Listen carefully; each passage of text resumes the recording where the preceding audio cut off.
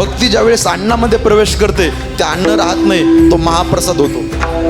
भक्ती ज्यावेळेस पाण्यामध्ये जाते ते पाणी राहत नाही, ते तीर्थ होतं. भक्ती ज्यावेळेस भुकेमध्ये प्रवेश करते दादा, ती भूक राहत नाही, तो उपवास होतो.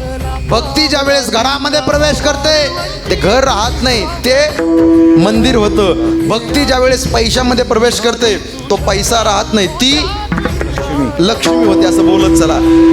भक्ती ज्यावेळेस गळ्यामध्ये प्रवेश करते तो गळा राहत नाही, तो तुळशी हार गळा होतो. भक्ती ज्यावेळेस फिरण्याकरता निघाली तो प्रवास होत नाही, ती 4 धाम यात्रा होते गुरुजी. आणि भक्ती ज्यावेळेस आळंदीहून पंढरपूरला चालली ती पायी वाटचाल होत नाही, पंढरपूरची पायी वारी होते. आणि भक्ती ज्यावेळेस माणसामध्ये प्रवेश करते तो माणूस राहत नाही, तो भगवंताचा भक्त, एक निष्ठावंत वारकरी तयार होतो.